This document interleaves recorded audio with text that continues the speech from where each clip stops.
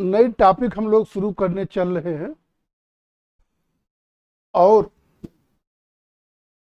नई टॉपिक जो हम लोग देखेंगे वो मुख्य रूप से भारतीय सौंदर्य शास्त्रीय दृष्टिकोण पर आधारित है। ऐसे हम लोगों की टॉपिक है पाश्चात्य एवं भारतीय सौंदर्य शास्त्रीय दृष्टिकोण। तो टॉपिक हम लोगों की वास्तव में है पाश्चात्य पाश्चात्य एवं भारतीय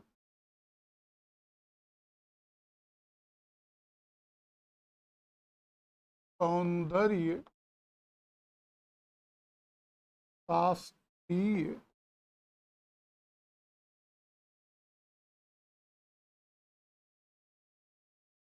दृष्टिकोण।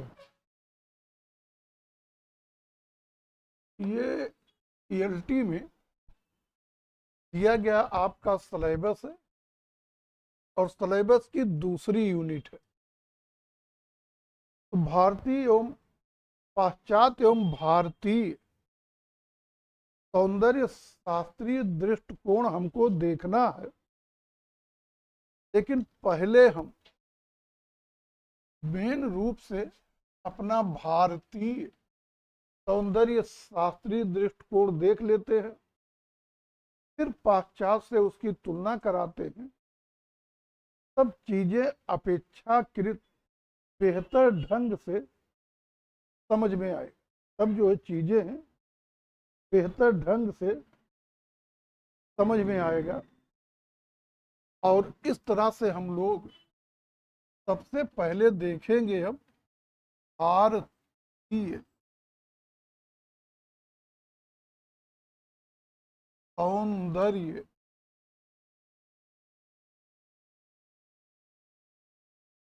शास्त्र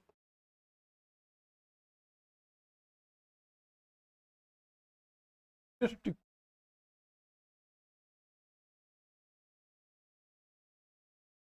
भारतीय सौंदर्य शास्त्री दृष्टिकोण।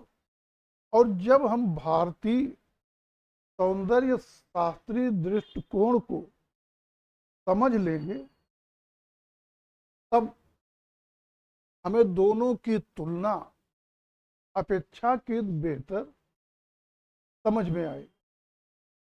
और देखेंगे जो भारत है उसके संदर्भ में जब हम भारतीय सौंदर्य शास्त्रीय दृष्टिकोण पे चर्चा करेंगे तो आप देखेंगे भारत में सौंदर्य शास्त्र की बहुत ही गहरी और विशिष्ट परंपरा रही है। और जो भारतीय सौंदर्य शास्त्र भारत में सौंदर्य शास्त्र की गहरी और विशिष्ट परंपरा रही है।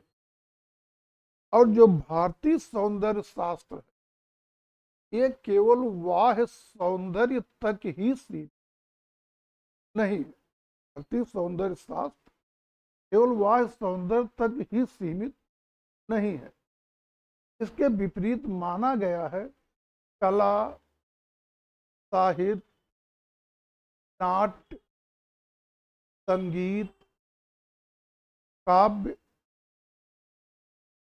आदि सभी से जुड़ा ये व्यापक दृष्टिकोण है। तो कुल मिला के भारतीय सौंदर्य शास्त्र जो है ये अति विशिष्ट और व्यापक है। ये केवल बाह्य सौंदर्य तक सीमित नहीं है अपितु कला के साथ कला, साहित्य मीन्स काव्य, संगीत, नृत्य आदि से जुड़ा अति व्यापक दृष्टिकोण है। और भारतीय सौंदर्य शास्त्र की सबसे मुख्य बात जो है वो है रस सिद्धांत, रस सिद्धांत, ये भारतीय सौंदर्य शास्त्रीय दृष्टिकोण की सबसे मुख्य बात है और रस को ही भारतीय सौंदर्य शास्त्र का मूल आधार माना गया है। रस को भारतीय सौंदर्य शास्त्र का मूल आधार माना गया है। भरत मुनि, भरत मुनि जो भारत के पहले कला आचार्य या कहिए पहले सौंदर्य शास्त्री हैं, स्वरचित ग्रंथ माने अपने ग्रंथ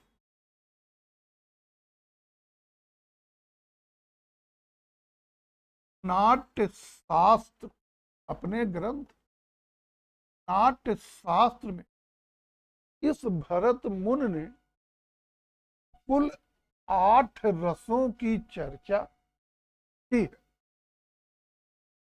यद्यपि बाद में एक और शांति रस को भी स्वीकार कर लिया गया और इस तरह से भारतीय सौंदर्य शास्त्र में कुल 9 रस स्वीकार किए गए। भारतीय सौंदर्य शास्त्र में कुल मिला करके 9 रस स्वीकार किए गए हैं। कुल मिला करके 9 रस स्वीकार किए गए हैं। ये हैं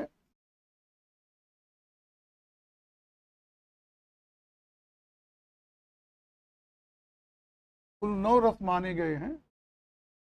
पहला है श्रृंगार रस, श्रृंगार रस। दूसरा है हास्य रस,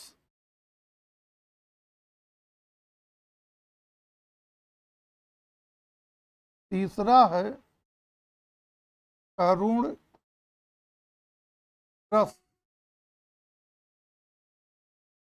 चौथा है रौद्र रस,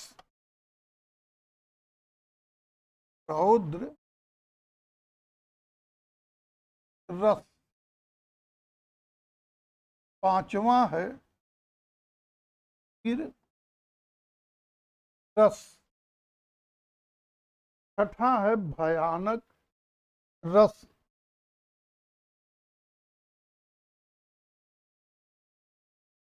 भयानक रस। अगला है छठा था, सातवां विभत्स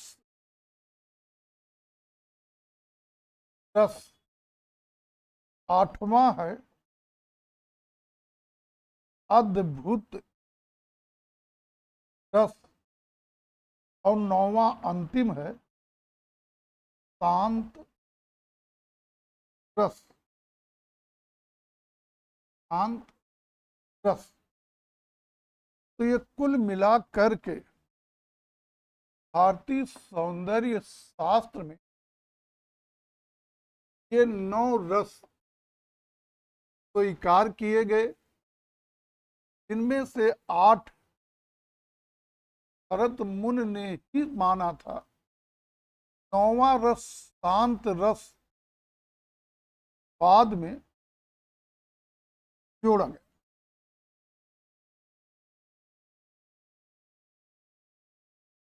और 9 ये आपके 9 रस हैं। और यद्यपि आगे जरूरत, लेकिन अब यहीं पर जान लीजिए कि जितने माने जो रस हैं, हर रस का एक स्थायी भाव होता है। हर रस का एक स्थायी भाव होता है। यही देख लिए, जब जरूरत बाद में पड़ेगी लेकिन फिर हमको सारे रस लिखने पड़ेंगे। यही जान लेना उचित है। स्थाई भाव। और जो हर रस का एक एक स्थाई भाव होता है। श्रृंगार रस का स्थाई भाव क्या होगा? रति। हास्य रस का हास्य।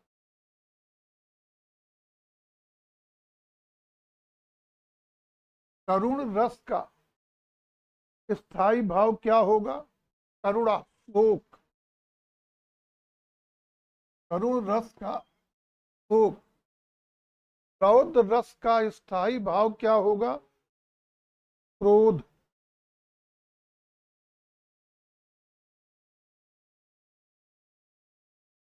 रौद्र का क्रोध। वीर रस का क्या होगा? साहस। भयानक रस का स्थाई भाव क्या होगा? भय। बीभत्स रस का स्थाई भाव क्या होगा? घृणा। घृणा। क्या आप कह सकते हैं घृणा के साथ जो है गुठता, गुठता कहिए, गुठता। अद्भुत रस का स्थाई भाव क्या होगा? विस्मय।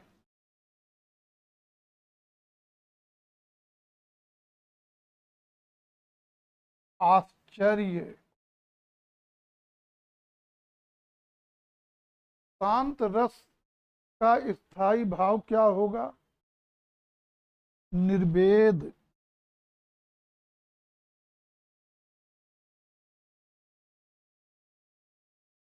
वैराग्य आदि।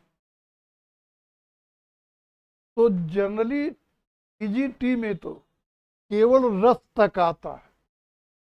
रस कितने हैं? 9 हैं। पहली बार रसों की व्याख्या किसने किया? भरत मुनि ने। कहाँ पर किया? अपने ग्रंथ नाट्यशास्त्र में। भरत मुनि ने कितने रस माने? 8। लेकिन भारतीय सौंदर्य शास्त्र में कितने रस माने गए हैं? तो वो हो जाएंगे 9। 9वां रस कौन है? शांत रस, जो बाद में जोड़ा गया। तो इस तरह से, लेकिन जब आप एलटी देंगे, एलटी में स्थाई भाव भी पूछ लिए जाएंगे किसी रस का। रौद्र रस का स्थाई भाव क्या है, या किसी भी रस का स्थाई भाव आपसे नहीं, वो नहीं। आप ज्यादा ज्यादा जो है स्थाई भाव पूछेंगे, या ये कह सकते हैं स्थाई भावों की संख्या कितनी। तो जितनी संख्या रसों की है उतनी ही संख्या स्थाई भाव की। और हर रस से जुड़ा एक स्थाई भाव है। यहाँ थोड़ा सुधार करिएगा, हमने स्पेलिंग गलत कर दी है। शांत रस। तो इस तरह से जो है भारतीय सौंदर्य शास्त्र जो है उसकी सबसे मुख्य बात है, सबसे मुख्य विशेषता है रस सिद्धांत। और रस सिद्धांत पहली बार भरत मुनि ने अपने नाट्य शास्त्र में दिया। नाट्य शास्त्र में भरत मुनि ने 8 रस माने। बाद में 9वां रस शांत रस स्वीकार किया गया। और इस तरह से भारतीय सौंदर्य शास्त्र में कुल 9 रस माने गए हैं। ये 9 रस कौन कौन है? श्रृंगार रस, हास्य रस, करुण रस, रौद्र रस, वीर रस, भयानक रस, बीभत्स रस, अद्भुत रस, शांत रस।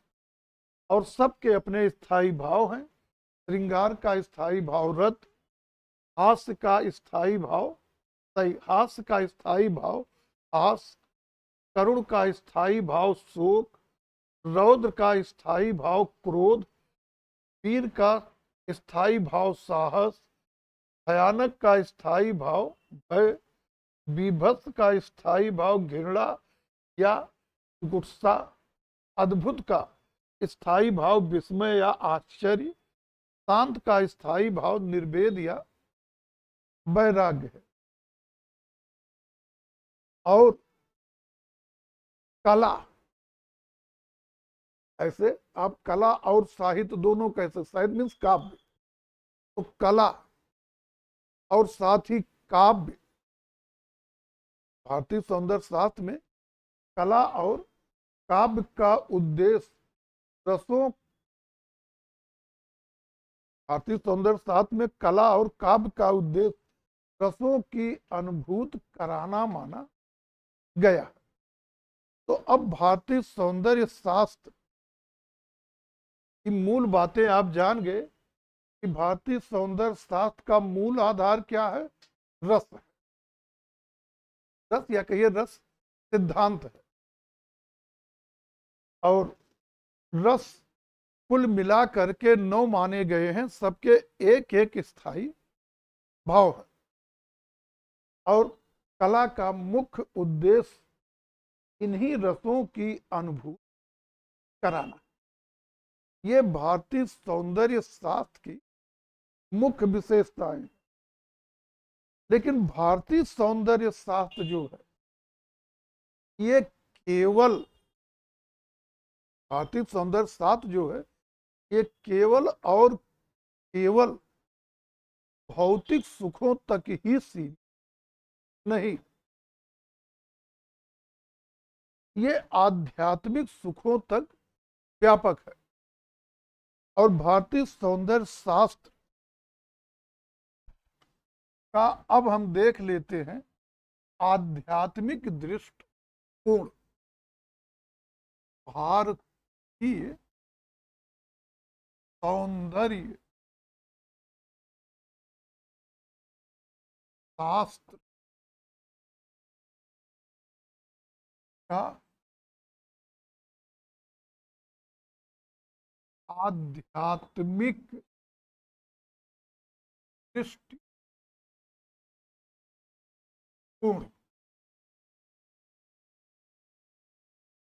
भारतीय सौंदर्य शास्त्र का आध्यात्मिक दृष्टिकोण। तो हमने बताया भारतीय सौंदर्य शास्त्र केवल भौतिक सुखों तक सीमित नहीं, बल्कि इसकी व्यापकता आध्यात्मिक सुख तक है। और भारतीय सौंदर्य चिंतन में सौंदर्य को केवल इंद्रियों को ही सुख देने वाला नहीं, अपितु आत्मा को ऊंचा उठाने वाला माना गया। इस सौंदर्य शास्त्र में जो है रस जो है वो केवल इंद्रियों को सुख देने वाला नहीं है, बल्कि वो आत्मिक उन्नत करने वाला, माने आत्मा को ऊंचा उठाने वाला है। कला एक साधना मानी गई है। भारतीय सौंदर्य शास्त्र में कला स्वयं में साधना मानी गई है, जो साधक को सत्य,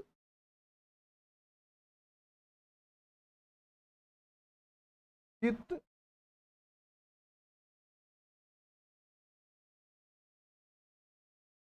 आनंद अर्थात सच्चिदानंद, माने यहाँ पे भारतीय सौंदर्य शास्त्र में जो है, यहाँ पे कला साधना है। और कला जो है वो साधक को सत्य, चित्त, आनंद अर्थात सच्चिदानंद की अनुभूति कराती है। साथ ही देखेंगे कि भारतीय सौंदर्य शास्त्र में रस का आस्वादन ही कला का परम उद्देश्य है। तो रस का उत्पादन ही जो है ये भारतीय सौंदर्य शास्त्र में कला का चरम लक्ष्य माना गया। मतलब हमारे यहाँ जो कला है वो केवल सूचना या उपदेश देने तक ही सीमित नहीं, कला के माध्यम से केवल अपनी बात कहना ही लक्ष्य नहीं है। माने कला कोई सूचना आदि देने तक ही सीमित नहीं है, अपितु श्रोता को या दर्शक को, अब जैसे काव्य के संदर्भ में कहेंगे श्रोता, कला के संदर्भ में दर्शक, श्रोता या दर्शक को आनंदित करना है। साथ ही देखेंगे कि भारतीय कला में जो आनंद शब्द या सुख की प्राप्त शब्द प्रयोग हुआ है वो सामान्य आनंद ना होकर परमानंद माने आध्यात्मिक आनंद की बात कही गई है। अब हम रस सिद्धांत पर विस्तार से थोड़ा देख लेते तो भारतीय सौंदर्य शास्त्र क्या थोड़ा बहुत तो समझ में आ गया होगा। रस सिद्धांत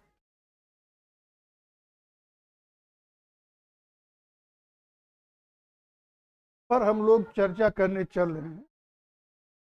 आप देखेंगे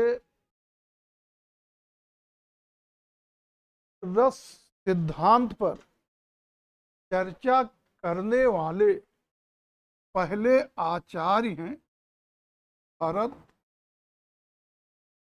मुनि। और भरत मुनि जो है, भरत मुनि जो है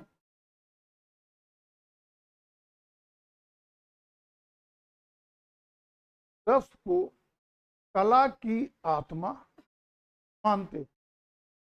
भरत मुनि जो है उन्होंने रस को कला की, जैसी जरूरत हो क्वेश्चन रहे, कला की या कहिए काव्य की आत्मा माने। अब काव्य कला की आत्मा है, इसको लेकर के बहुत से संस्कृत के आचार्यों ने अपने अपने विचार प्रस्तुत किए हैं। भरत मुनि ने रस सिद्धांत दिया और माना कि जो रस है यही काव्य या कला की आत्मा है, और काव्य कला की आत्मा है। ये संदर्भ याद करिएगा, इसने रस को कला की आत्मा माना। तो भरत मुनि, हाँ ये भी ध्यान दीजिएगा पेपर हल करने में, मूल रूप में भरत मुनि ने माना। भरत मुनि न हो तो अभिनय गुप्त को सही कर दो, वो तो व्यवहारिक पक्ष है। ऐसे माना रस को कला की आत्मा किसने माना? भरत मुनि। लेकिन भरत मुनि संयोग से ना हो तो अभिनव गुप्त को आप लोग सही मान लीजिए। अब रस कला की आत्मा है, इसको लेकर के संस्कृत के आचार्यों के अपने अलग अलग विचार हैं, और इसी बात को लेकर रस कला की आत्मा है कुल मिला करके 6 प्रकार के संप्रदाय हमारे यहाँ विकसित हुए। कुल मिला करके 6 संप्रदाय विकसित हुए हैं। तो पहला तो आपका है रस संप्रदाय। और जब पूछा जाए कि रस संप्रदाय या रस सिद्धांत किसका है, ये हमेशा आपके होंगे भरत मुनि। भरत मुनि। दूसरा है अलंकार संप्रदाय। अलंकार संप्रदाय। और जो अलंकार संप्रदाय है, ये आचार्य भामा का संप्रदाय। तीसरा है रीत संप्रदाय, रीति संप्रदाय। और रीत संप्रदाय जो है ये आचार्य वामन का है। आचार्य वामन का है। चौथा है उपरोक्त सिद्धांत।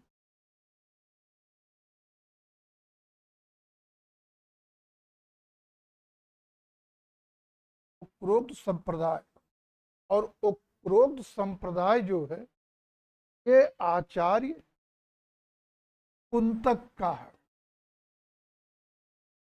कुंतक का संप्रदाय है। अगला है ध्वनि संप्रदाय। ध्वनि संप्रदाय ये आनंद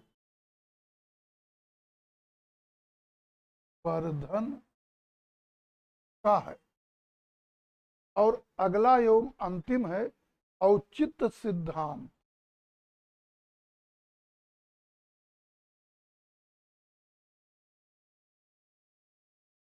ये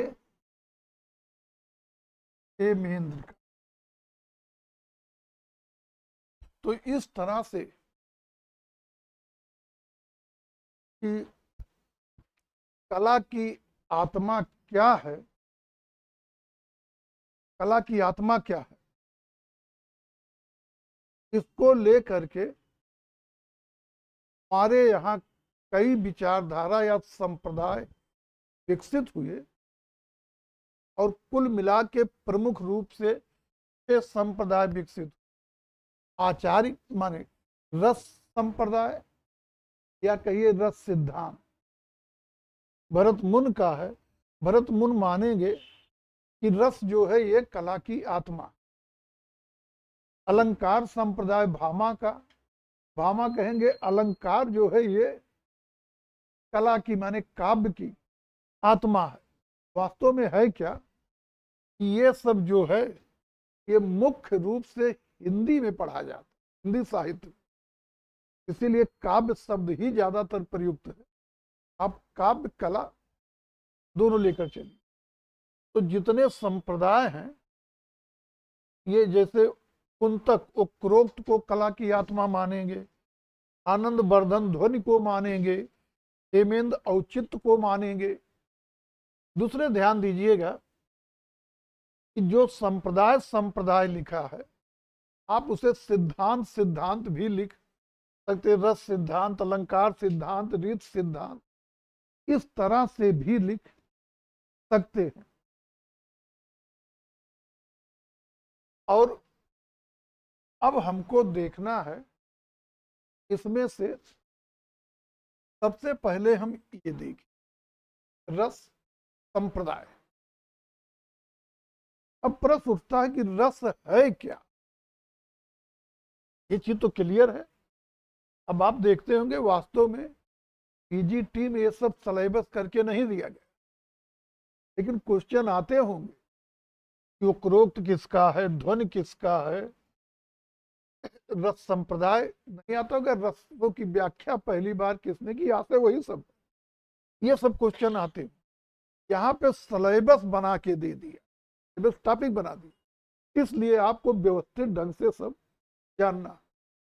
दूसरे आप लोग ईएलटी दे रहे हैं तो यहाँ आरंभिक परीक्षण तो ऑब्जेक्टिव है, चल जाएगा।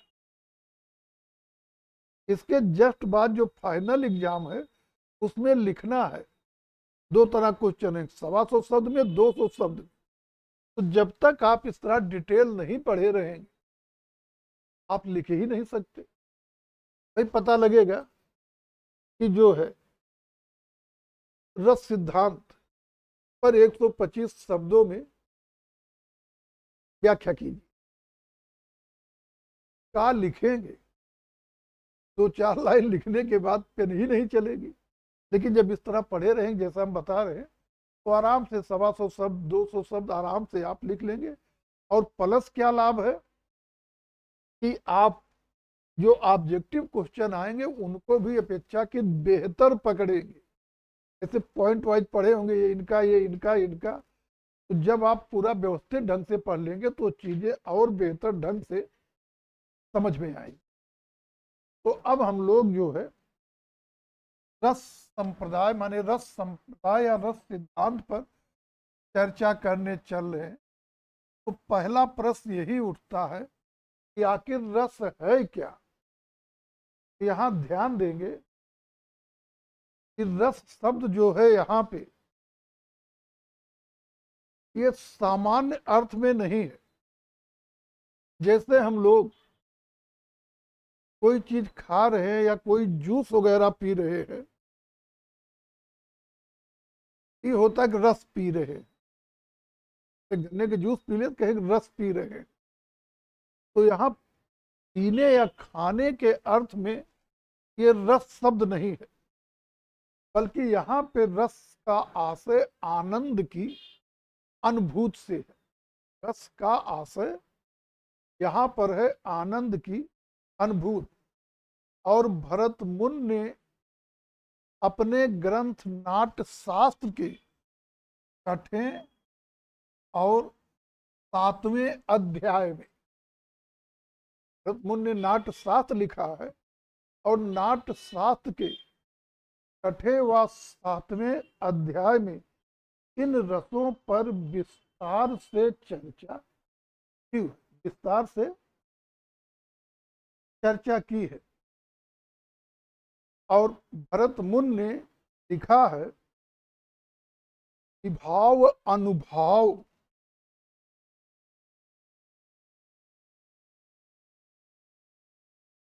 की भाव अनुभाव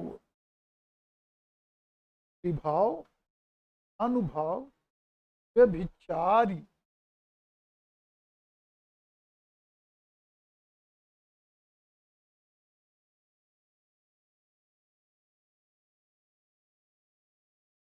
संयोगा संयोगादिरस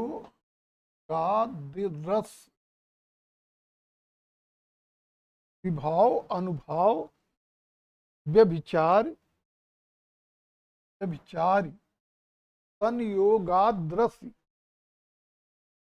निष्पत्ति निष्पत्ति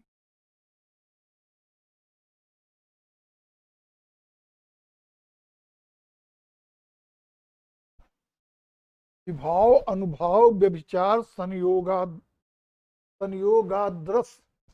रस निष्पत्ति या निष्पत्ति। यहाँ जो लिखा संयोगाद्रस, संयोगाद्रस नहीं पढ़ेंगे, संयोग आदि रस निष्पत्ति पढ़ेंगे। ये संस्कृत है, तो ऐसा तो हम लिखे संयोगा, गा पाक मात्रा होना चाहिए। लिखे संयोगाद्रस, लेकिन उसका मतलब संयोग आदि रस निष्पत्ति।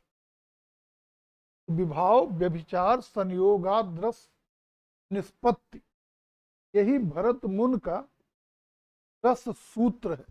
तो ये भी जानते रहिए कि रस सूत्र का प्रथम उल्लेख कहाँ है, नाट्यशास्त्र में। रस सूत्र है क्या, विभाव अनुभाव व्यभिचार संयोगाद रस निष्पत्ति।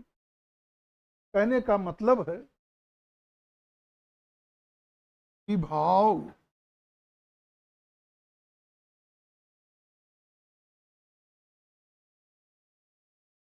अनुभाव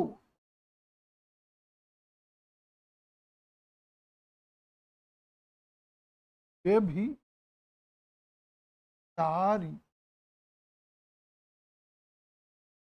व्यभिचार शब्द अच्छा नहीं लग रहा, किसी को लिख दिया संचारी भाव।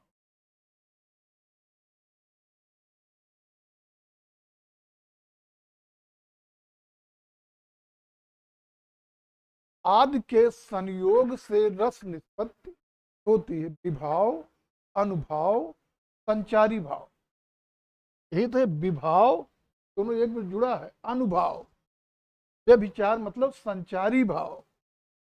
संयोग के संयोग आदि से रस की निष्पत्ति होती है, यही आपका रस सूत्र है जो भरत मुनि के नाट्य शास्त्र में दिया गया।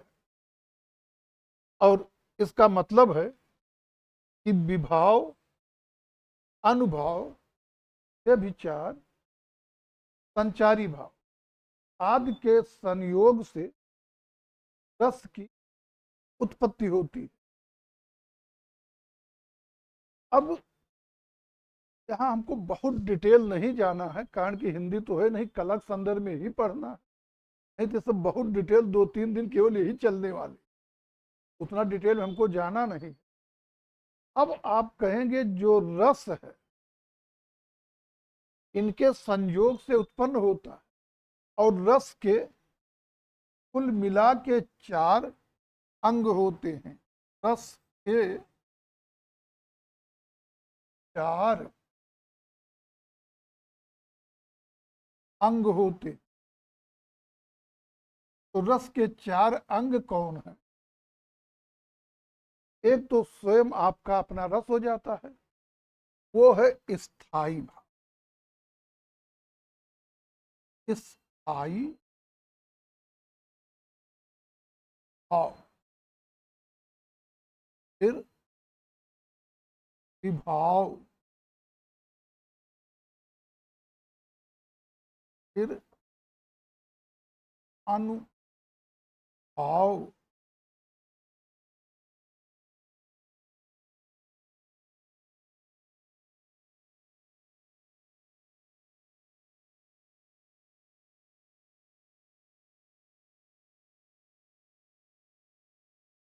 संचार भाव।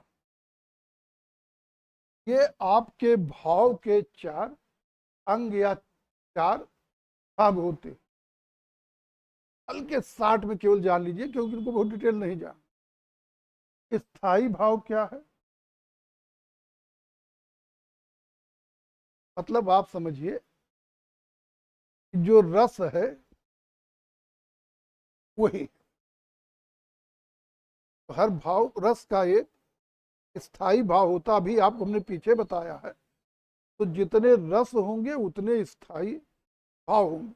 अब वो तालिका यहाँ भी बना सकते हैं कि रथ किसका स्थायी भाव, किसका हास किसका स्थायी भाव है, साहस किसका है, आदि। तो स्थायी भाव जो है ये पहले से ही हमारे अंदर विद्यमान होते। संख्या कितनी है? पहले 8 थी, अब 9। विभाव, विभाव जो है वो 8 + 1 अर्थात 9 है। ये तो अक्सर आता है, रसों की संख्या कितनी है, रस कितने हैं, भरत मुनि कितने रसों को उल्लेख किया, टीजीटी में इतने आता। विभाव कितने हैं? तो विभाव कितने होते हैं? 2 होते। कौन है अब ये जानिए ना जानिए मतलब नहीं, लेकिन संख्या जानते रहिए। ये आपसे कभी पूछ लेंगे, या एलटी में इस तरह क्वेश्चन आ जाते। एलटी में जैसे आएगा संचारी भाव संख्या कितनी है, लेकिन ये आपके टीजीटी में इस तरह नहीं आएंगे। लेकिन वहां आते हैं, वो चीजें जानते रहेंगे तो आगे पेपर बनने के क्रम जब कठिन बनते जाएंगे, यहां भी वही चीजें पूछ लेंगे।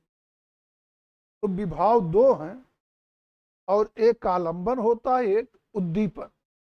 बस इतने जानिए, ज्यादा से ज्यादा आलंबन और उद्दीपन। अनुभाव जो होते हैं ये कितने हैं? 4 हैं। लेकिन छात्र हो तब भी 4 कर लो, एक जोड़ लो। 4 होते हैं। एक कायिक होता है, एक जो है आपका कायिक यानी शारीरिक होता है, एक वाचिक होता है, एक वाह्य या कहिए वेशभूषा होता है और एक सात्विक या मानसिक होता है। क्या बेटा? नहीं, चार होते हैं बेटा। होते वाह मतलब वेशभूषा है। तो कायिक है, वाचिक है, वाह माने वेशभूषा है, और सात्विक या मानसिक।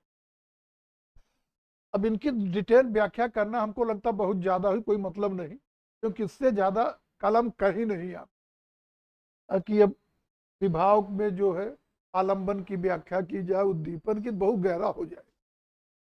संचारी भाव जो हैं इनकी संख्या कुल मिला के 37 होती।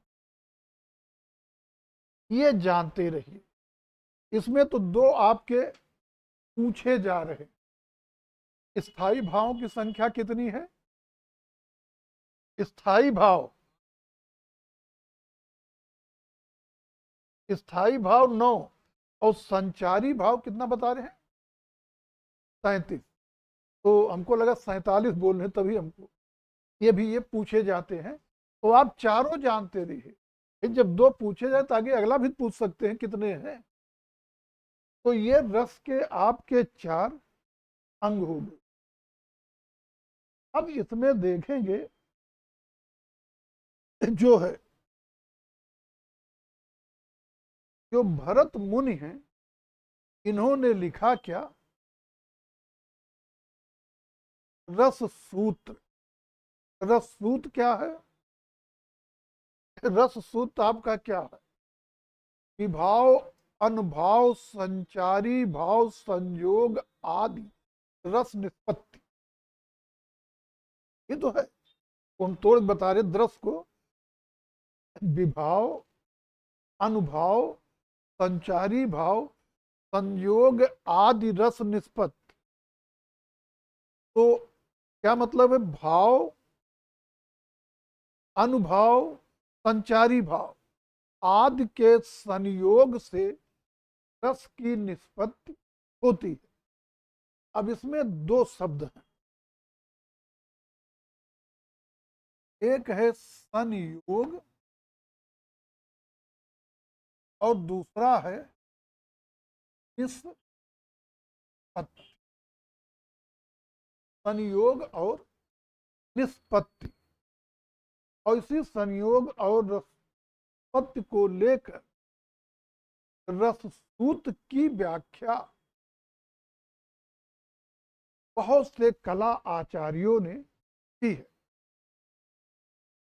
योग और निष्पत्ति को लेकर के बहुत सारे संस्कृत के आचार्यों ने भरत मुनि के रस सूत्र की व्याख्या की है। रस सूत्र क्या, वो आप समझ गए,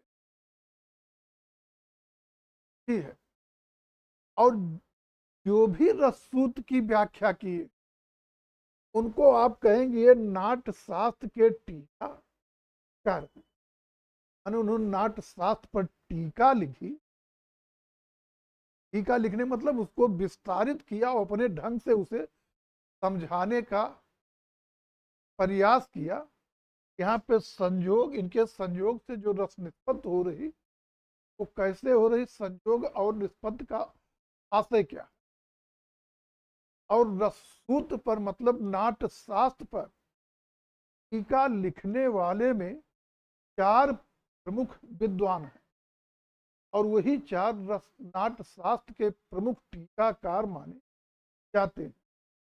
ये हैं भट्ट लोलट, भट्ट लोलट,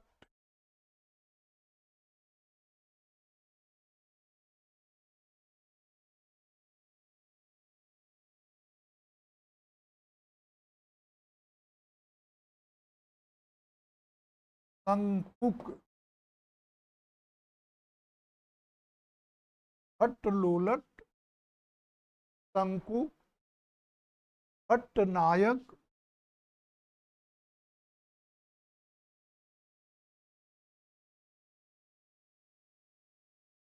और अभिनव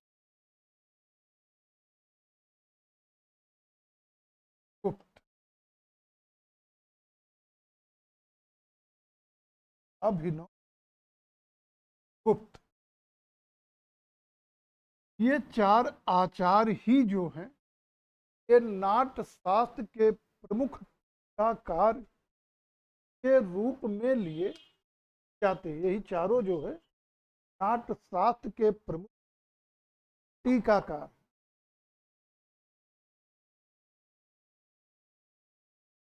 भट्ट लोलट बिल्कुल 60 में बताएंगे। जहां तक आपके क्वेश्चन के जाने की संभावना उतना है। तो भट्ट लोलट को जानेंगे कि 9वीं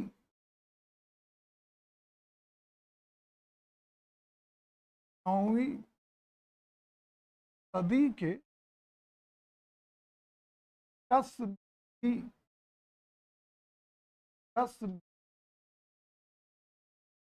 विद्वान है। 9वीं सदी के कस्मी विद्वान है और इन्होंने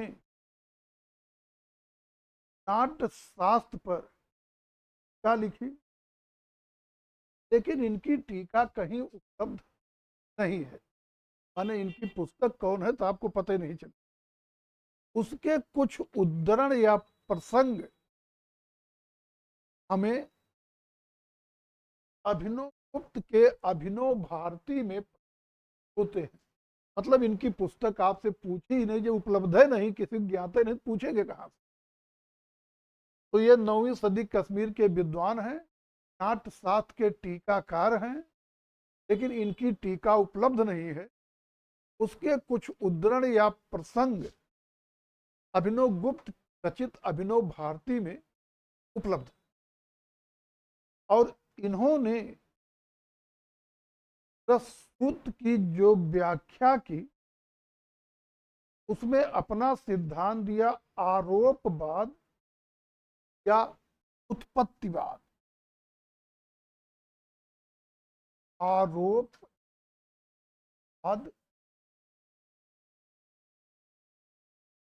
या उत्पत्तिवाद, या आप कह सकते हैं भाव निष्पत्ति का सिद्धांत या भाव निष्पत्ति, तीनों टर्म लेकर चलिए, कोई भी आपसे पूछ सकते हैं। आरोपवाद किसने दिया है, उत्पत्तिवाद किसने दिया है, भाव निष्पत्तिवाद या भाव निष्पत्तिवाद का सिद्धांत किसने दिया है, ये है आपके भट्ट लोलट के। और बस इतने की ही जरूरत है। इनको हमको ये लगता है डिटेल में समझाने की आवश्यकता है। अब जैसे आरोपवाद क्या, आरोपवाद, उत्पत्तिवाद, भाव निष्पत्तिवाद क्या है, सबको समझाने लगे बहुत लंबा, जरूरत नहीं, केवल एक थोड़ा सुधार दे देते हैं। जैसे आप रामलीला देखने गए हैं, अब उसमें जो राम बना है वास्तव में वो राम तो है नहीं, केवल राम का अभिनय कर रहा है। लेकिन जो श्रोता है, दर्शक है, वो या दर्शक जो है उसी अभिनेता में जो राम का रोल कर रहा है, राम को आरोपित कर देता। जब उसे देखेगा उसमें राम को आरोपित कर देगा, और उसे के मन में जो भाव उत्पन्न होंगे वो उसे राम मानकर सोचेगा या विचार करेगा। यही आरोपवाद है। माने मूल नायक का अभिनेता में भाव आरोपित कर देना, यही आरोपवाद या उत्पत्तिवाद या भाव निष्पत्तिवाद। बात क्लियर हुई? जैसे है क्या, एक सीधा उदाहरण देखिए, अरुण गोविल को। अरुण गोविल राम तो है नहीं, लेकिन अधिकांश भारतीय उन्हें राम ही मान लिए हैं। यहाँ तक कि धार्मिक अनुष्ठानों वगैरह में जहाँ भगवान राम का पोस्टर फोटो लगाना है, अरुण गोविल वाला लगा देते हैं। तो मतलब अरुण गोविल में राम का आरोपण कर दिए हैं, राम को आरोपित कर दिए। यही आरोपवाद है। इसको डिटेल नहीं, आपको इतनी जरूरत ज्यादा से ज्यादा जैसे क्वेश्चन आता क्या है परंपरागत, आरोपवाद या उत्पत्तिवाद किस, यही जनरली आता है। लेकिन अब आपसे पूछ सकते हैं, इतना तो जानने चाहिए जब विद्वान नाम आए, ये लगभग कब के हैं, 20वीं सदी के हैं, कहाँ के थे, कश्मीर के थे। और एक चीज और ध्यान कि जितने हुए हैं 60 पे टीका लिखने, शायद सब कश्मीर के, शायद सब कश्मीर के। अगले आपके आएंगे तंकुक।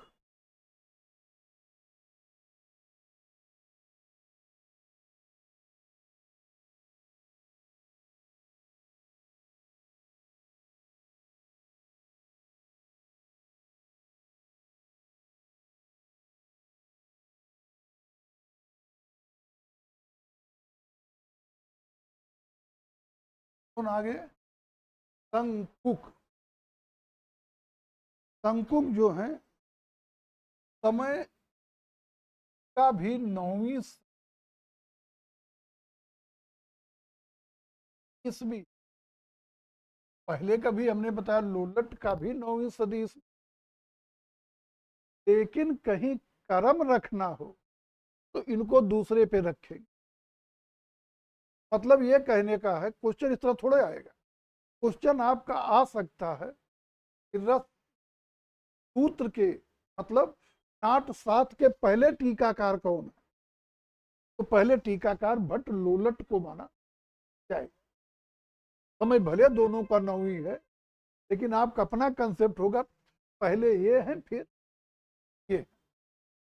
अब ये शंकुक 9वीं सदी के हैं, कोई पुस्तक वगैरह इनकी उपलब्ध नहीं है, उपलब्ध नहीं है। और केवल इनके विचारों का उद्धरण या इनकी पुस्तक का उद्धरण अभिनव गुप्त के अभिनव भारती में मिलता है। कहाँ के रहने वाले थे ये भी कुछ कंफर्म नहीं है, लेकिन अभिनव गुप्त कश्मीर के हैं। अभिनव गुप्त ने इनका अपने ग्रंथ अभिनव भारती में उद्धरण दिया है। तो इसका मतलब हुआ ये कश्मीर के या उत्तर भारत के कहीं के रहने वाले रहे होंगे। समझ रहे हैं आप, उस समय इतना तो परिवहन वगैरह है नहीं, संचार, कि दक्षिण के रहे होंगे तो वहां पहुंच गए होंगे कश्मीर। ये या तो कश्मीर के या वहीं कहीं उत्तर भारत के रहने वाले रहे होंगे। मतलब ये कंफर्म नहीं कश्मीर के, शायद ये भी कश्मीर के विद्वान थे। और शंकुक ने दिया है अनुमितवाद, अनुमितवाद।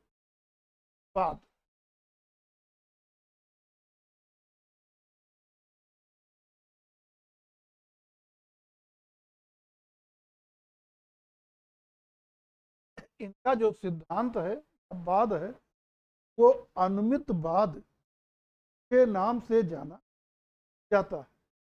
आप चाहें तो कभी प्रश्न परेशान भी कर सकते, अनुकरणवाद, अनुकरणवाद भी पूछे किसका है, तो इन्हीं मैंने प्लेटो वाला, सॉरी अरस्तु का अनुकरणवाद या अनुमितवाद के आचार्य शंकुक का माना जाएगा। इतनी चीज क्लियर हो गया होगा। अगले आचार्य हैं भट्ट नायक।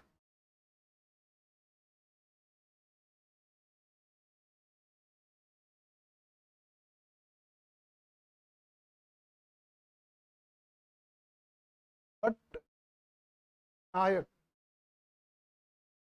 भट्ट नायक जो है वो क्रम में तीसरे टीकाकार के रूप में समय 9वीं 10वीं सदी ईस्वी, और ये कश्मीर, तुम 3 कश्मीर के हैं और एक अनुमानतः कश्मीर, तो ये हमने कहा कि लगभग सब कश्मीर के हैं, तो 9वीं 10वीं सदी के हैं और ये कश्मीर के हैं। और इन्होंने भुक्तिवाद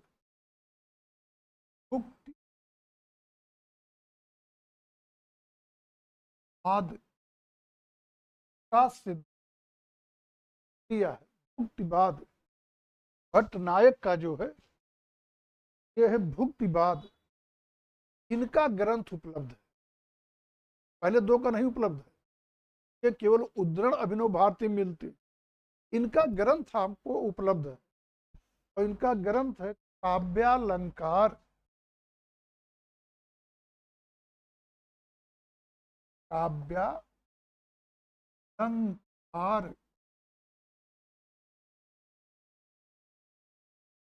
और संग्रह, काव्यालंकार सार संग्रह, ये इनका ग्रंथ। अब चौथे टीकाकार बचे और वो है आपके अभिनव गुप्त। अभिगुप्त ये आपके चौथे टीकाकार है, साथ ही नाट्यशास्त्र के सबसे बड़े टीकाकार है, लगभग 10वीं 11वीं सदी के, 10वीं 11वीं, और ये भी वही कश्मीर के हैं। बहुत ग्रंथ लिखे, बहुत सारे, लेकिन हमारे काम के लिए इनकी एक ग्रंथ उपयुक्त है, अभिनव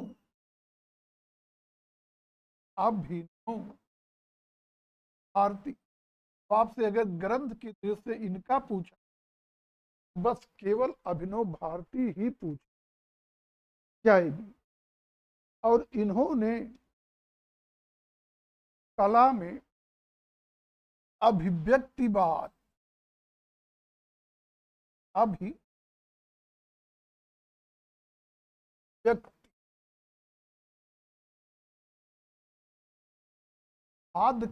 का सिद्ध दिया है, अभिव्यक्तिवाद का सिद्धांत दिया, और अव्यक्तवाद का सिद्धांत दिया है। आज हम लोग जो है यही तक देखेंगे, इससे आगे आगे चर्चा करेंगे। अब आप लोगों का सुझाव हम चाहते, इस टॉपिक पर हमने नोट्स नहीं बनाया,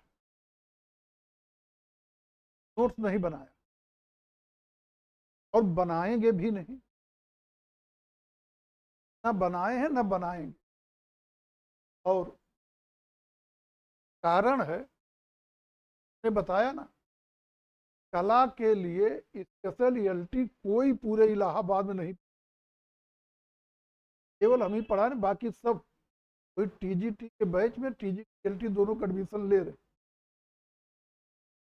चल जाएगा, कोई दिक्कत नहीं, वो भी बच्चे क्वालिफाई करेंगे, लेकिन मेंस में दिक्कत हो जाएगी। कारण यहाँ तो आपको क्वालिफाइंग है, क्वालिफाइंग तो कर जाए, 80% सिलेबस सेम है, लेकिन जब मेंस में लिखना होगा 20 क्वेश्चन में कम से कम 3 क्वेश्चन ऐसे रहेंगे वो आपको पता ही नहीं रहेंगे, जो टीजीटी पढ़े रहे। तो जाहिर है जब 20 में 3 क्वेश्चन छूट गया पूरा, तो आगे फाइनल सिलेक्शन थोड़ा मुश्किल हो जाएगा।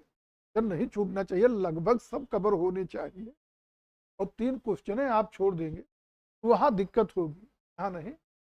और आप जान रहे हैं कि अगर नोट्स हम दे देंगे तो आगे से आप चलाने लगे, तो इसका हम नोट्स नहीं देंगे।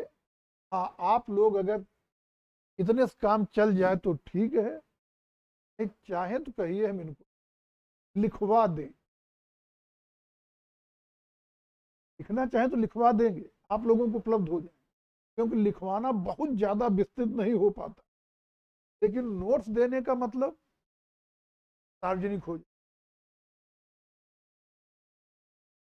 लिखवा दें, चलिए फिर लिखना शुरू करिए। आप हेडिंग डालिएगा, भारतीय सौंदर्य शास्त्रीय दृष्टि, भारतीय सौंदर्य शास्त्रीय दृष्टिकोण।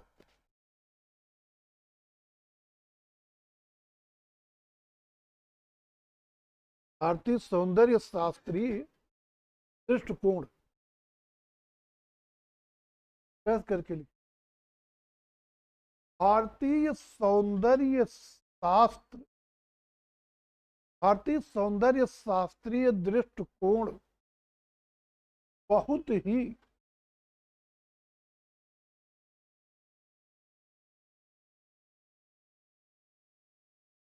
गहरी एवं विशिष्ट परंपरा है।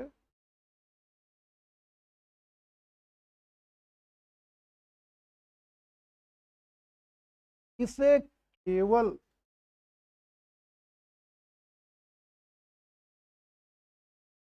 बाहरी रूप सौंदर्य तक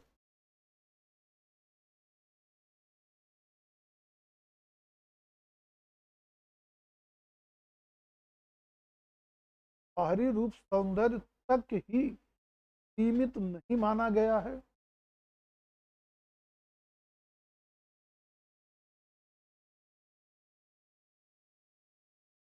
अपितु कला, साहित्य, नाट्य, संगीत, नृत्य एवं दर्शन, दर्शन फिलॉसफी एवं दर्शन से जुड़ा हुआ एक व्यापक दृष्टिकोण माना गया है।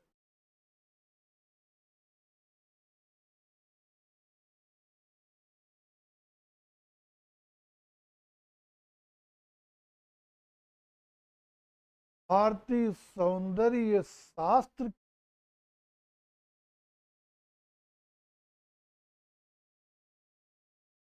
मुख्य बातें निम्न है।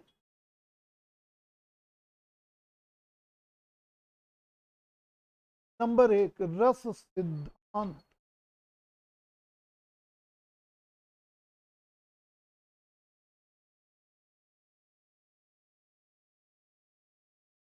रस सिद्धांत की प्रथम व्याख्या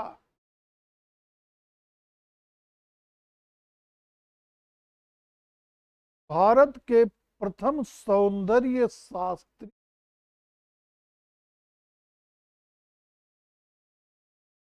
भरत मुनि ने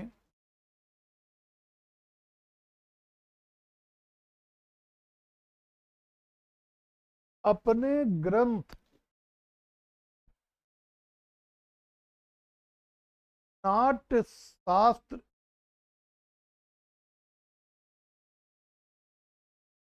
में किया है।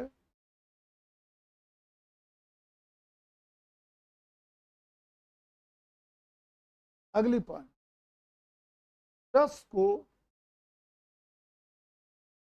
भारतीय सौंदर्य शास्त्र का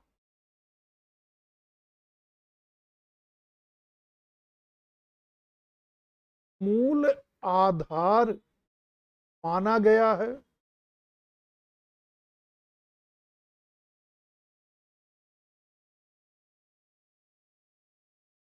मूल आधार माना गया है। अगली पॉइंट, नाट्य शास्त्र में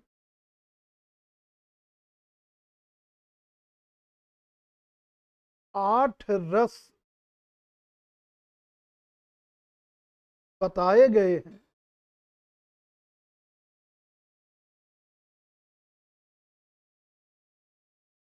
बाद में इसमें शांत रस को भी जोड़ा गया।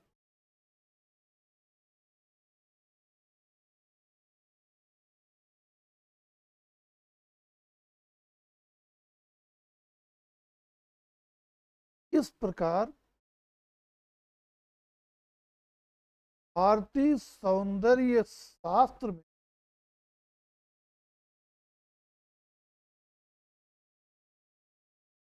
रसों की कुल संख्या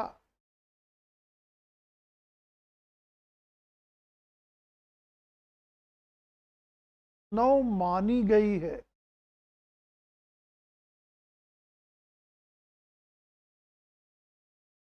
अगली पॉइंट, कला का उद्देश्य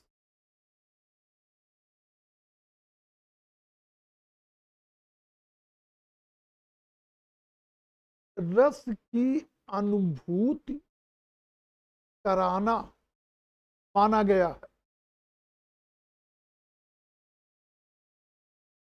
रस की अनुभूति कराना माना गया है।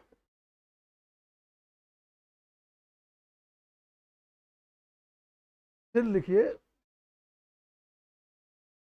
थोड़ा हेडिंग टाइप बना लीजिएगा, अंडरलाइन।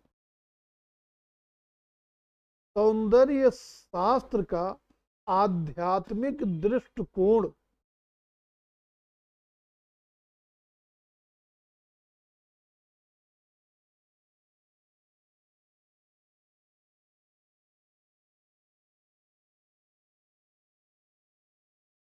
सौंदर्य शास्त्र का आध्यात्मिक दृष्टिकोण प्रेस करके लिखिए।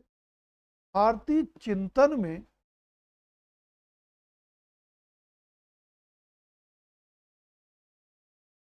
सौंदर्य केवल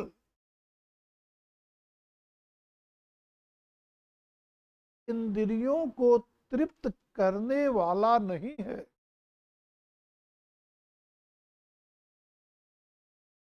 इंद्रियों को तृप्त करने वाला नहीं, अपितु आत्मा को ऊंचा उठाने वाला है। आत्मा को ऊंचा उठाने वाला है। अब इसी लाइन बदल अगली पॉइंट बना, कला को साधना माना गया है।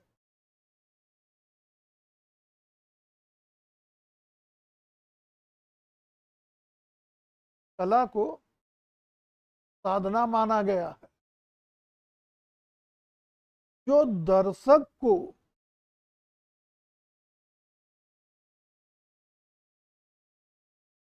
सत चित आनंद अर्थात सच्चिदानंद की अनुभूति कराती है।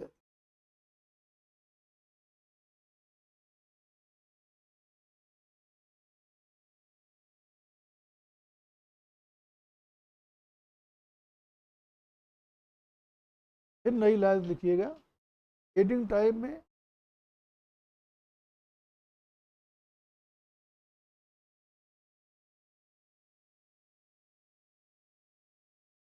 रस का आस्वादन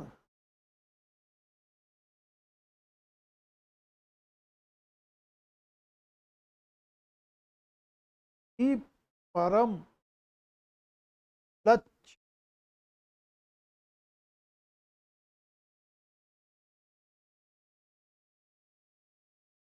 परम लक्ष्य टेस्ट कर दीजिए, नई लाइफ पॉइंट वाइज।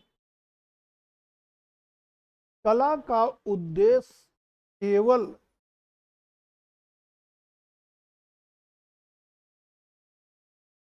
सूचना या उपदेश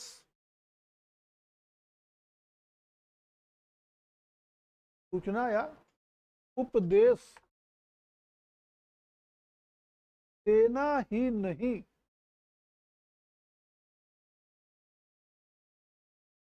अपितु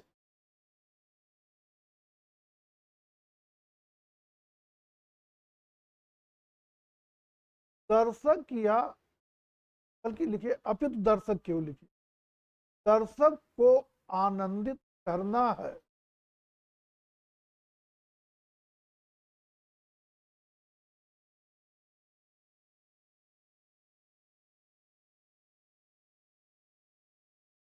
फिर अगली पॉइंट, यह है आनंद लौकिक ना होकर आध्यात्मिक आनंद होता है।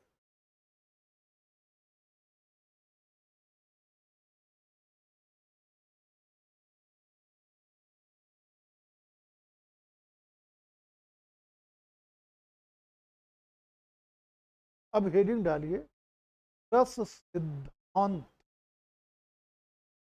रस सिद्धांत, और इसी पर रोक दीजिए, कल लिखेंगे, के आगे फिर चर्चा करेंगे। कोई टर्म समझ में ना आया हो तो उस पर चर्चा कर लीजिए, बाकी चीजें तब विधिवत समझ में आएंगी जब उसको आप रिपीट करके स्वयं आत्मसात करेंगे जा सकते।